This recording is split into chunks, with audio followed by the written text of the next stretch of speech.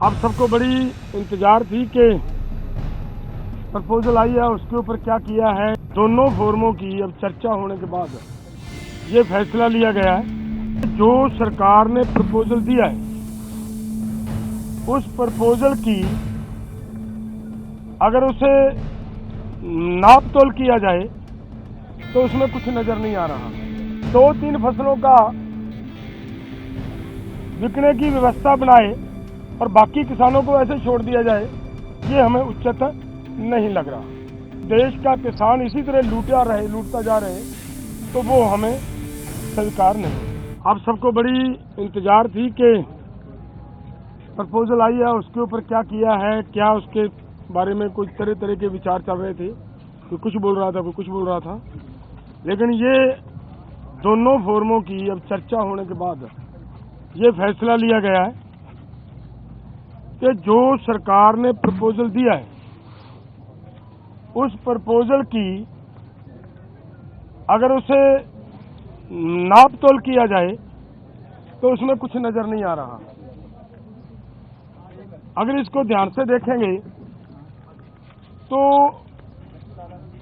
माननीय मंत्री जी कल ये बता रहे थे कि सरकार अगर एमएसपी की गारंटी दालों के ऊपर देती है तो हमारा 1.5 लाख करोड़ रुपया हमारी जेब से खर्च होगा, हमारे बजट के ऊपर वेट पड़ेगा। और इसी के बराबर एक खेती माहर साउथ का प्रकाश कामारेड्डी जी के अनुसार केवल 1,75,000 करोड़ रुपया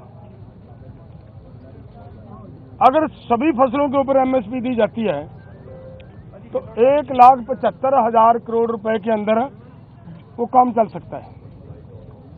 तो फिर अगर सरकार इतने पैसा लगा भी रही है तो ये 2-3 फसलों का बिकने की व्यवस्था बनाए और बाकी किसानों को ऐसे छोड़ दिया जाए, ये हमें उचित नहीं लग रहा। दूसरी बात मैं और एक कहना चाहता हूं, देखिए हमारी गवर्नमेंट बाहर से 1,75,000 करोड़ रुपए का पाम ऑयल मंगवाती है और वो सभी लोगों के लिए, मनुष्यता के लिए, इंसानियत के लिए बीमारी का कारण भी बन रहा है, फिर भी उसे मंगवाया जा रहा है। अगर यही पैसा 1,75,00,000 रुपया देश के किसानों को तेल बीज फसलें उगाने के लिए और उनके ऊपर एमएसपी की घोषणा करे सरकार और उसके ऊपर खरीदी की गारंटी बनाए सरकार, तो 1,75,000 करोड़ से उधर के पैसे इधर आ सकते हैं। तो मुझे कहीं पे भी ये नजर नहीं आ रहा कि सरकार के ऊपर कहीं से किसी तरह का बोझ पड़ रहा हो। अगली बात मैं ये कहना चाहता हूं कि जो मैंने कहा कि इसे अगर ध्यान से देखेंगे, स्टडी करेंगे तो इसमें कुछ नजर नहीं आ रहा। उन्होंने ये कहा कि उन लोगों को, उन किसानों को हम दालों के ऊपर और क्रॉप्स के ऊपर, जो हमने 6 क्रॉप्स लिए हैं 5, उनके ऊपर हम खरीदी की गारंटी करेंगे जो डाइवर्सिफिकेशन कर दूसरी क्रॉप्स को छोड़ेंगे।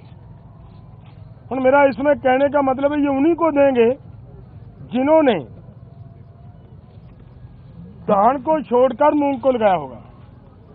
अगर जिन्होंने धान को छोड़कर मूंग को नहीं लगाया, अपने आप नेचुरल मूंग की बिजाई कर रहा है, उसकी खरीदी नहीं होगी। तो इसलिए इन सभी बातों से ये निकल कर आता है कि इसमें से कुछ किसानों को लाभ होने वाला नहीं है। हमारी मांग है कि पूरे देश के किसानों की 23 फसलों के ऊपर हमारी सरकार एमएसपी अनाउंस करती है। जो 23 फसलों के ऊपर एमएसपी की अनाउंसमेंट होती है वो इन्हीं के ही सीएसीपी की सिफारिशों के ऊपर होती है। और जब वो देती है सरकार हमें सीएसीपी के अनुसार एमएसपी का मतलब होता है मिनिमम सपोर्ट प्राइस को और गहनता से उसकी पड़चोल करोगे तो उसका मतलब ये होता है कि कम से कम आपको जिंदा रखने के लिए, आपको स्टैंड रखने के लिए एक सपोर्ट दी जा रही है। आपके लिए कोई भी उसमें इनकम देने वाली चीज कोई नहीं है उसमें, और वो भी देते हैं जब हम, और उसके ऊपर भी सारी फसलों की अगर हम ये मांगते हैं कि जितनी आप कम से कम भी दे रहे हो भाई, उतनी तो बिक जाए हमारी, उस रेट पे तो बिक जाए, और उसके लिए भी वो गारंटी का कानून ना दें, तो इसका मतलब देश का किसान इसी तरह लूटता जा रहे, तो वो हमें स्वीकार नहीं है। इसलिए इन सभी तथ्यों के हिसाब से हम दोनों फोरमों ने आज बैठकर चर्चा करने के बाद ये फैसला लिया है कि ये जो प्रपोजल आई है, ये प्रपोजल किसानों के पक्ष की नहीं है, किसानों के हित की नहीं है, और इसके अनुसार हम इस प्रपोजल को रद्द करते हैं।